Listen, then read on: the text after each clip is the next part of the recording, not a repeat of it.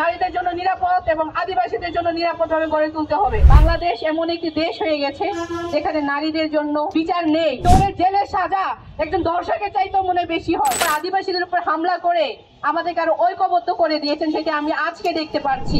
চতুর্থ দিনের মতো আমরা উপস্থিত হয়েছি।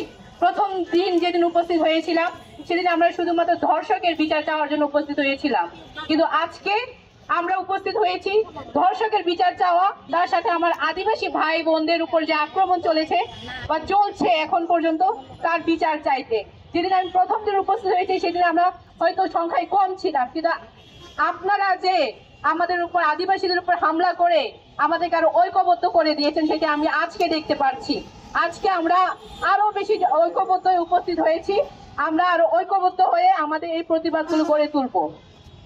বাংলাদেশ এমন একটি দেশ হয়ে গেছে যেখানে নারীদের জন্য বিচার নেই।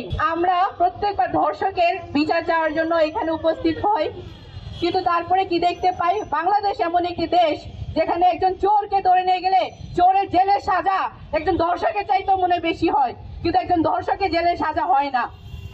সে যদি হয় তারপরে জামিন পেয়ে যায়। কেন একজন নারীর এতটা কম মূল্য কেন এই দেশে?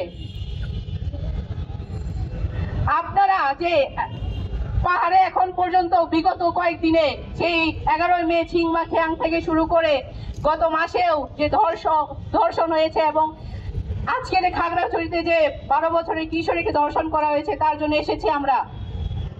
এইগুলো যে ধর্ষক যে তৈরি হচ্ছে, এটা কি একদিনে তৈরি হয়? একদিনে তৈরি হয় না।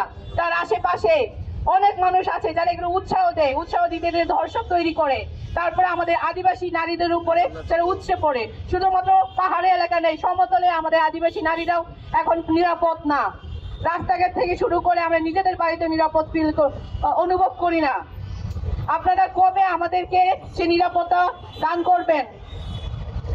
আজকে আমরা সোশ্যাল মিডিয়াতে ঢুকলেই দেখতে পাচ্ছি আমার আদিবাসী ভাইদের উপরে যে আক্রমণ চলছে, সেটা আমাদের মনে দুঃখ দিচ্ছে। আমরা এখানে বসে শুধু প্রতিবাদ করতে পারছি, কিন্তু আমি জানি না রাষ্ট্রকে বধির, রাষ্ট্র কি শুনতে পায় না নাকি দেখতে পায় না যে আমাদের কথা তাদের কাছে যায় না।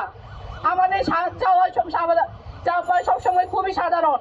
আমরা শুধু একটা সুন্দরভাবে জীবনযাপন করতে চাই, নিরাপদভাবে জীবনযাপন করতে চাই, কিন্তু রাষ্ট্র এইটুকু দিতেও আমাদেরকে পারছে না। আমরা এগুলা সহ্য করব না। আমরা সবসময় অন্যায়ের বিরুদ্ধে আপোষ করতে চাই না। আমরা সবসময় চাই অন্যায়ের প্রতিবাদ করতে। আমাদের প্রতি যে অন্যায় অবিচার চলছে, আমাদের আদিবাসী ভাইদের উপরে যে আক্রমণ চলছে, যে ধর্ষক এখনো পলাতক আছে, সে ধর্ষককে অতি দ্রুত গ্রেফতার করতে হবে এবং তাদেরকে বিচারের আওতায় আনতে হবে এবং বাংলাদেশকে নারীদের জন্য নিরাপদ এবং আদিবাসীদের জন্য নিরাপদভাবে গড়ে তুলতে হবে।